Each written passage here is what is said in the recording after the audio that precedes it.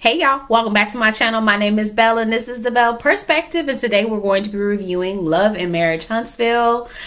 To be or yacht to be, I think is the name of the episode. But before we get into my review and my perspective, what I'm gonna ask you to do is what I always ask you to do, is get down and hit that subscribe button for me. Get down in the comments and let me know what you think about the episode, what you think about my commentary, because this is a growing channel and I'm at 48 subscribers right now, 2 away from 50, which is the big number for me.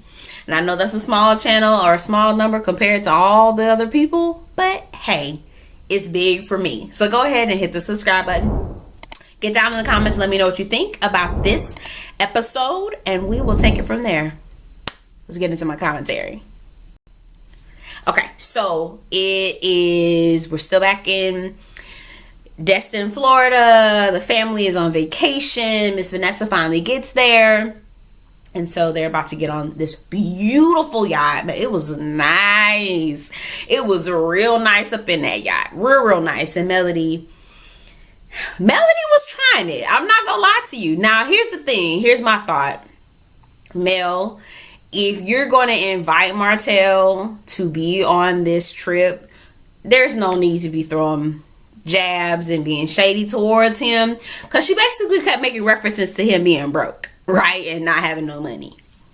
So she said something to Martell to the effect of, "Oh, this is your first time? Oh, is this your first time being on a yacht? Well, welcome." As if to say, welcome. I live this kind of life. You brand new. You just a dusty bum. This your first time. And it was like, Mel, you didn't have to do that. Girl, if you really growth, like you saying, you healed, there's no need to be doing all of that. And if you're not healed, which is fine, that means he doesn't need to be in your space, okay? Because she took every opportunity to insult him, which again, I'm not saying that she doesn't have reason to insult him.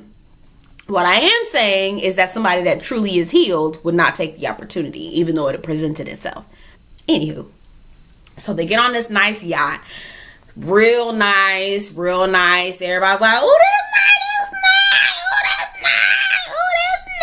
everybody, you know how we do when we ain't never been nowhere." Okay, so it looks like a storm is brewing, and that's the funny thing about Florida.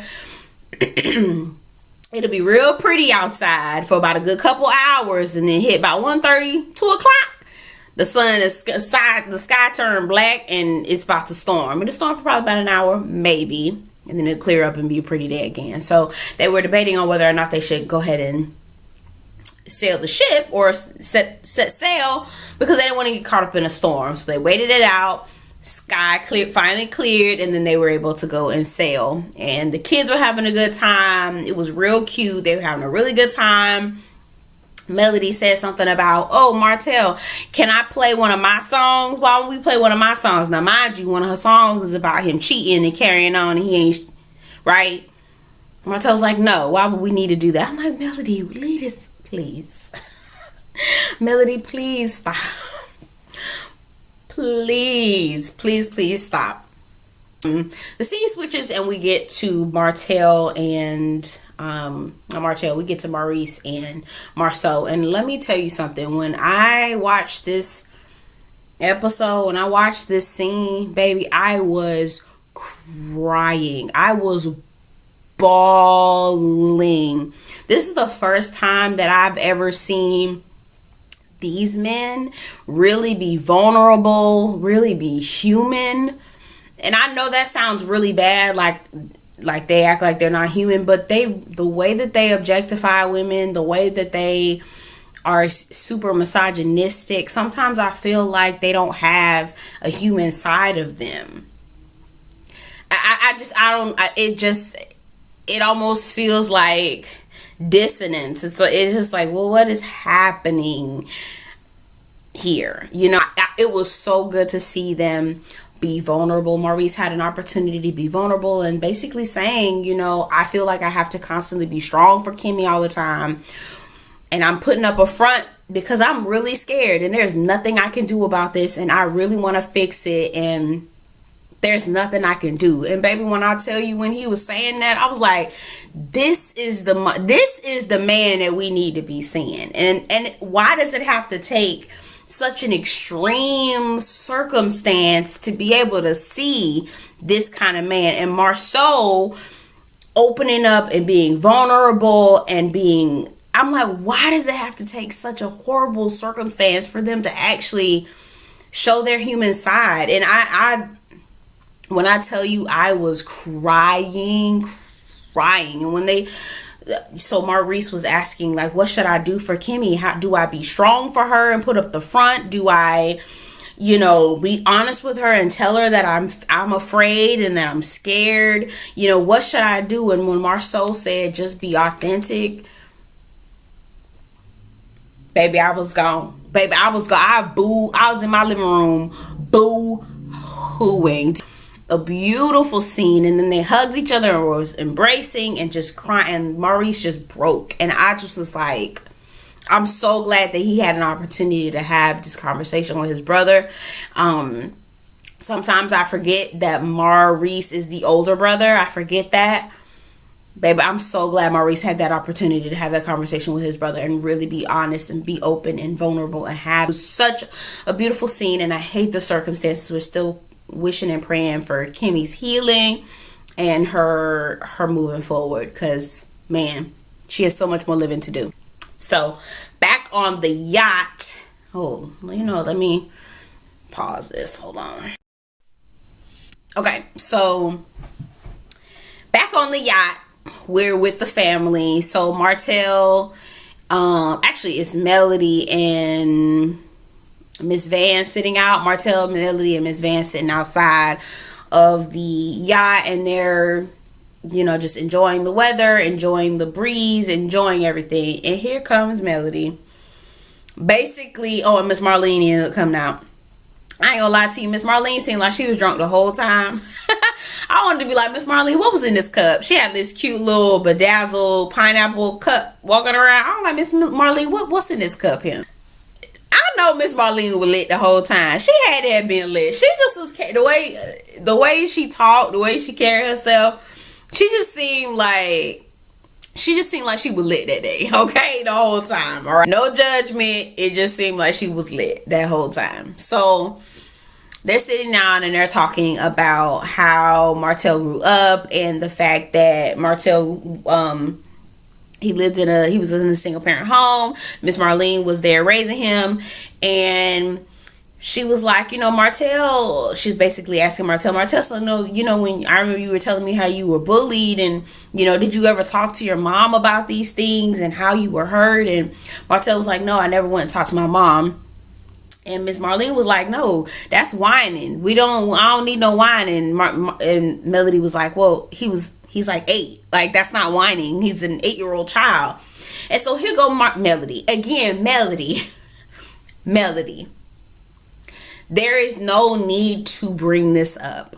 Miss Marlene even said it. She was saying, I didn't have the lifestyle that you were afforded. I was a single mother. I had 2 children I had to look after. I was working. I didn't have time to be trying to deal with them like that. I was just trying to make sure that they had food in their bellies, clothes on their back. They went to school and stayed out of trouble for the most part. That's really all I could really do. She was like, I would have given anything to have their dad around. I would have given anything because I did all the work. And I'm like, I hear Miss Marlene. I totally get it. And while I also understand what Melody was trying to do, Melody, this not the time nor the place. It's also not important. He's not your husband anymore. There's nothing you need to do at this point. Like, you just need to move on. Praise God, you're not in that foolishness no more, and go. And the other part was, I'm like, Melody, you knew that he couldn't communicate from the beginning. So why did you marry him? But again, they married young. There were traits that she didn't look for in a man, and she just decided she was going to get married. I just felt like Melody don't need to be on this show anymore. That was my takeaway. I'm like, Melody, girl, it's time for you to get off the show. But anyway, we'll talk more about that a little bit later. Moving on. Okay, so Martell, they ended up getting off of the boat, ended up going to go get something to eat at at a restaurant. Martell decides to take it upon himself and have it so that Melody and him can sit privately, and then the family goes sit somewhere else. I'm like, Martell, why are you doing this? Why are we doing this? Why are we doing this? Okay, so Martell basically says to Melody, you know, the certain things you weren't doing in the marriage. I'm like, there you go with that phrase again. Like, when you say certain things you're not doing in the marriage, the things that you weren't doing, sir, I don't care what you say. After that, you have already started off wrong, okay? It doesn't matter. It doesn't matter. Now, this marriage is over. It's dead and gone. Why are you bringing this up? Which is why I'm like, Melody, you should not have brought him. He should have not have come. He should not have been invited. He is not the person. He is not mature. He is not that man he's not. So then he finally comes around and starts admitting, and I use admitting in quotation marks because I really still feel like he was trying to place blame on Melody. He was basically saying, you know, he said, I ruined things. I'm taking accountability. I messed things up. I did this, I did that. And I'm like, okay, I hear what you're saying, but at the same time, you're doing this now. It's a little too late. It's too little too late. You should have been doing that when it first happened, before you all got divorced. At the time, you were trying to blame Melody for not doing the things, and that's the reason why you did this. And Melody was like, listen, I don't want to hear no more about me not giving you no, you know, putting your mouth on things, right? So I don't hear that no more. She was like, did I not give it to you? He was like, yes. He was like, I don't really want to talk about that no more, right? Because you knew it was a lie. You know it's a lie. You don't want to talk about it anymore because you know it's a lie, and it's irrelevant. It was never relevant to the story or to the conversation from the beginning. So he then goes and says, you know, she said, you were doing fine until you invited Tisha and Marceau to the vacation. And he goes, why are you getting upset about that? That's the past. Well, you know, you can't. And again, I'm like, Martell, how are you you have some nerve. You have some nerve to disrespect this woman, mistreat her, and then turn around and try to tell her when she needs to get over it and what she needs to do to let go. You have some nerve. No, Martell, you were on a trip. You and your friends were on a hate Melody campaign. He was like, girl, what? We did what? And this is where he proceeds to talk to her like she's a child. And I was just like, wrap this up while we having this conversation with him. Something is wrong with him. The elevator don't go all the way up to the top. Now the building might be built for 15 floors, but that elevator only go up to about floor 9. Okay, it really don't go all the way up. It really does not. So she was like, he was like, girl, what? Just be quiet, girl, be quiet. I'm like, how are you talking to her like she's a child? If you want to know the question, you're asking the question, why did she stop doing these things? Which, again, you started off wrong anyway. Because the question should be, why did you cheat? Like, why are you out? Why did you think that the solution to whatever she was quote unquote not doing, which again, we still don't know to this day, because it can't be putting a mouth on things, because that you just admitted that she do that. So what is it? So clearly it's a you problem, not a her problem, but you trying to make it her problem because you still don't know, you still have a sense of entitlement towards her. So now you're trying to make it a her problem when it really is a you problem, and you got an attitude with her because she's looking at you like, boy, I don't got time to be dealing with you. I'm not answering nothing. Why? I don't need to answer anything. I don't need to do. Why are we doing this? It's dumb. I don't need to do. Why are we doing this? It's dumb. Right? So in the confessional, he goes and he says, you know, I really wish that Mel would have been more open with me. I really wish that, you know, so I can know what I did wrong before the cheating. I was just like, sir, it was the cheating. It was the cheating. And you've been cheating long before. See, this is the thing about Martell. This is why I don't fool with him, because he get me all up. He get me all riled up, and I be wanting to cuss him out. And then I'm like, this is not my man or my, and I don't need to be dealing with that, because that's not my man. Don't do this. Okay, my man don't be carrying on like this. So I have to remind myself, this they problem, not mine. This they problem, not mine. Okay, so Martell says, you know, when I get into a relationship with someone else, I want to be good. And that's great for you. But you need to go find this problem. You need to do some soul searching. Melody cannot be held accountable for your actions. Again, he's entitled. He feels entitled to her. Or he feels a sense of entitlement that she even has to help you through healing. Like, after you've dogged her out and you expect more from her? It's the audacity. It is the audacity for me. You disrespect her, dog her out, then you come back to her and expect her, when you half-ass apologize, because it was barely an apology. I couldn't even call it that. Then you try to place the burden of your soul searching on her? Go to counseling, Martell. Go to counseling. That's what you need. You need counseling.